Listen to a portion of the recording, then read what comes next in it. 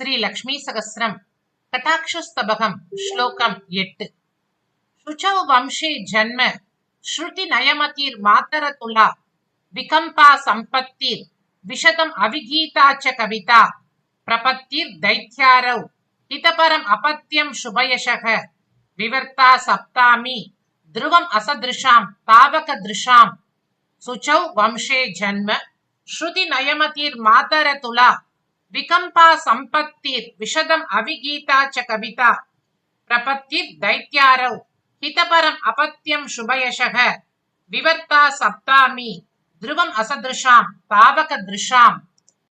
ஒருவருக்கு தாயாருடைய கட்டாட்சம் கிடைக்குமேயானால் என்னென்ன பயன்கள் ஏற்படும் என்று கவி விவரிக்கின்றார். தாயே, நற்கல்வி, நல்லொழுக்கம், உயர்ந்த குடிப்பிறப்பு, வேதத்திலும் சாஸ்திரத்திலும் செல்லும் புத்தி, அழிவற்ற செல்வம், உயர்ந்த கவிதைகளை இயற்றும் திறன், நாராயணனை சரணடைதல், நன்மக்கள் பேறு, தூய புகழ், இவை அனைத்தும் தனித்தன்மை வாய்ந்தவை. இவ்வேழும் ஓரிடத்தில் சேர்தல் என்பது ஒப்பற்ற உமது கட்டாட்சத்தின் மூலமே கிட்டும் என்பது சத்தியம்.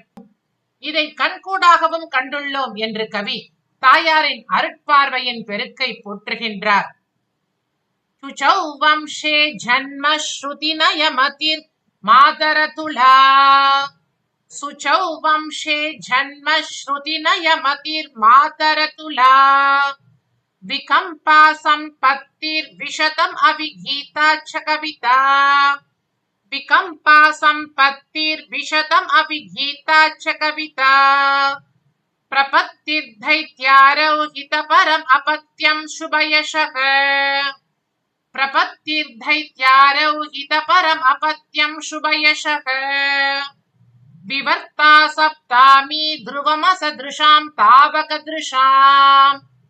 विवर्ता सप्तामी ध्रुवमसदृशां तावक दृशां शुचौ वंशे जन्म श्रुति नयमतिर् मातरतुला विकंपा संपत्तिर् विशतम अविगीता च कविता प्रपत्तिर् दैत्यारौ हितपरम अपत्यम शुभयशः विवर्ता सप्तामी ध्रुवमसदृशां तावक दृशां.